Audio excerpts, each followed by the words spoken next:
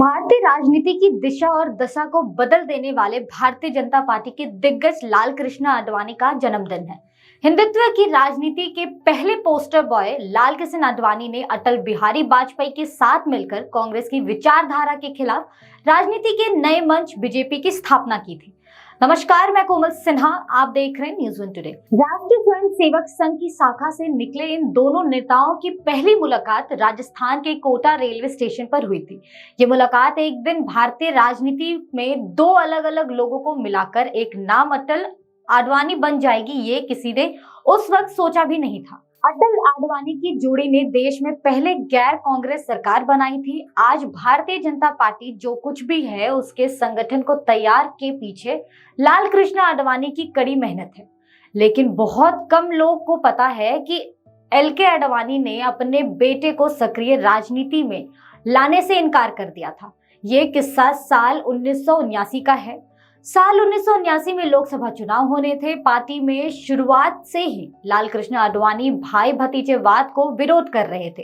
ऐसे में आडवाणी ये नहीं चाहते थे कि उनके बेटे गांधीनगर से चुनाव लड़े, जबकि वो इस बात को पूरी तरह जानते थे कि यदि जयंत वहां से चुनाव लड़ेंगे तो वो आसानी से जीत जाएंगे। विश्वंभर श्रीवास्तव की किताब अडानी के साथ 32 साल में एक वाक्य का जिक्र किया गया है। इस किताब के मुताबिक आडवाणी ने अपने पुराने दोस्त और अहमदाबाद के पूर्व सांसद हरिन पाठक से कहा, जयंत गांधीनगर से आसानी से जीत सकते हैं, लेकिन मैं उन्हें चुनाव लड़ने की अनुमति नहीं दूंगा।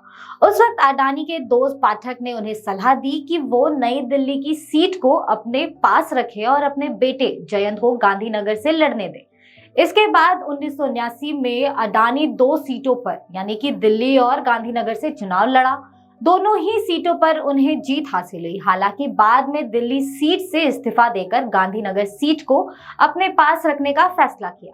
बाद में जब दिल्ली में उपचुनाव हुए तो कांग्रेस उम्मीदवार राजेश खन्ना को यहां से जीत हासिल हुई। राजनीति में भाई भतीजेवाद का विरोध करने वाले लाल कृष्ण आडवाणी ने अपने बेटे जयंत की राजनीतिक पारी में ब्रेक लगाने का निर्णय लिया। हालांकि गांधीनगर में अपने पिता और फिर बीजेपी के लिए 1991 में प्रचार कर रहे जयंत आडवाणी ने मीडिया को दिए इंटरव्यू में चुनाव लड़ने की इच्छा जाहिर की थी, लेकिन प्रधानमंत्री नरेंद्र मोदी से अच्छे संबंधों के बावजूद उन्हें अब तक मौका नहीं मिला था। कराची में पैदा हुए थे लाल कृष्ण आडवाणी। आपको बता दें, लाल कृष्ण आडवाणी का जन्म 8 नवंबर 1927 को कराची में हुआ था। उनकी स्कूली पढ़ाई भी वहीं से हुई थी। 14 साल की उम्र तक आते जाते वो राष्ट्रीय स्वयं सेवक संघ से जुड़ गए। 19 साल की उम्र तक आडवाणी कराची में ही रहे। यहाँ उनकी स्कूली पढ़ाई भी पूरी हुई और कुछ समय वो कॉलेज भी गए थे।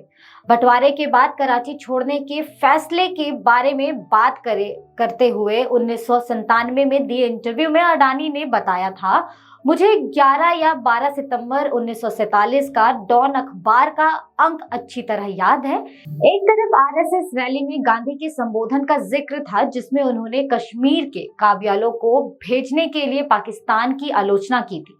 उन्होंने कहा था कि अगर पाकिस्तान इसी तरह का रवैया रखता है तो कौन जानता है कि भारत और पाकिस्तान में जंग छिड़ जाए, और ये नहीं होना चाहिए। उन्होंने आगे कहा, अखबार के दूसरे पन्ने पर पाकिस्तान में आरएसएस की साजिश का आरोप लगाते हुए बम धमाके की हेडलाइन छपी थी। एक हेडलाइन थी, RSS plot to blow up Pakistan unrated, और दूसरी तरफ Gandhi speaks to RSS volunteers in term of war headline लिखी गई थी। इस इंटरव्यू में उस दौरान को याद करते हुए अडानी ने कहा था कि आरएसएस से जुड़े होने के कारण इस सब से उन्हें बिल्कुल डर नहीं लगता। हालांकि बाद में देश की आजाद होने के बाद 12 सितंबर 1947 को उन्होंने कराची छोड़ दिया। उस समय वो अकेले थे और साथ ही ये पहली बार था जब उन्होंने प्लेन का सफर किया था। आरएसएस से जुड़ा होने के कारण लोगों ने उन्हें ये सलाह दी थी कि अकेले ही अभी निकल जाइए। इसके लगभग 1 महीने बाद उनके परिवार ने कराची छोड़ दिया। पाकिस्तान बनने के बाद आडवाणी लगभग 1 महीने तक वहां रहे थे। इस बारे में बात करते हुए उन्होंने बताया था कि पाकिस्तान बनने की खुशी वहां किसी को भी नहीं है। बंटवारे के दिन जब भी स्कूली बच्चों को मिठाई बांटी गई तो वो नहीं खा रहे थे। मेरे साथ किसी को भी आजादी जैसा कुछ महसूस नहीं हो रहा था। हालांकि जब भी कराची के बारे में आडवाणी से पूछा गया तो उन्होंने शहर से विशेष लगाव होने की बात कही।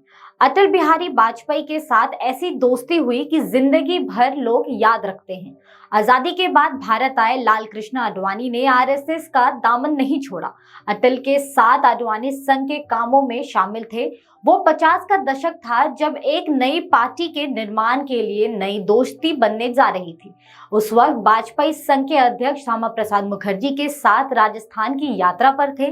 कहा जाता है कि इसी दौरान कोटा स्टेशन पर दोनों की पहली बार मुलाकात हुई। फिर जब वाजपेयी लोकसभा चुनाव जीतकर सदन पहुंचे तो आडवाणी को जनसंघ के विजयी सांसदों की मदद के लिए दिल्ली बुलाया गया। इसी दौरान वाजपेयी और आडवाणी की दोस्ती गहरी हो गई। उस समय दोनों की शादी नहीं हुई थी। ऐसे में पार्टी के हर कामकाज में दोनों पूरी तरह एक्टिव रहते थे। वहीं खाली समय मिलता तब भी दोनों साथ ही फिल्में देखते और खाना पीना साथ करते। लाल कृष्ण आडवाणी को हमेशा साथ रखते थे वाजपेयी। वो कैसे, आपको बताते हैं। साल 1957 में दीनदयाल उपाध्याय के कहने पर वाजपेयी को लोकसभा भेजा गया। उन्होंने अपनी बेहतरीन भाषा की कला से सदन में सभी को लुभा लिया और विपक्षी नेताओं के रूप में और अपनी अच्छी पहचान बना ली। हालांकि इस दौरान भी उन्होंने दोस्ती आडवाणी के साथ कभी नहीं छोड़ी और वक्त मिलने पर उनके साथ हमेशा समय गुजारते थे। फिर जब जनसंघ के अध्यक्ष दीनदयाल उपाध्याय ने साल 1968 में अचानक दुनिया को अलविदा कह दिया तो पार्टी के अध्यक्ष की कमान वाजपेयी के हाथ में आई। उन्होंने 5 सालों तक अध्यक्ष पद को संभाला। जब उनके कार्यकाल की समाप्ति हो रही थी तो उन्होंने इसकी कमान लालकृष्ण आडवाणी के हाथ में दे दी। साथ मिलकर रखी बीजेपी की नींव। आपको बता दें, साल 1975 में देश में आपातकाल लागू हुआ। एक दिन वाजपेयी और अडानी बैंगलोर में एक साथ बैठक कर रहे थे। बैठक के बाद जब दोनों नाश्ता करने बैठे तो उसी वक्त उन्हें पुलिस ने गिरफ्तार कर लिया, जिसके बाद दोनों को जेल भेज दिया गया। जेल में दोनों ने कुछ वक्त साथ बिताया। कुछ समय बाद वाजपेयी की तबीयत बिगड़ गई और उन्हें दिल्ली के एम्स में भर्ती करा दिया गया। फिर आपातकाल के बाद जब देश में मोरारजी देसाई की सरकार बनी तो उसमें वाजपेयी को विदेश मंत्री तो वहीं आडवाणी को सूचना प्रसारण मंत्रालय की जिम्मेदारी सौंपी गई। जनता पार्टी की सरकार के दौरान दोनों की दोस्ती बनी रही, लेकिन जब संघ के मुद्दे पर सरकार गिरी तो आडवाणी और वाजपेयी ने कुछ नेताओं के साथ मिलकर 1980 में भारतीय जनता पार्टी की स्थापना की। फिलहाल इस वीडियो में इतना ही। आपकी क्या राय है हमें कमेंट सेक्शन में जरूर बताएं और ऐसी ही तमाम जानकारी के लिए हमारा चैनल न्यूज़ ऑन टुडे जरूर सब्सक्राइब करें।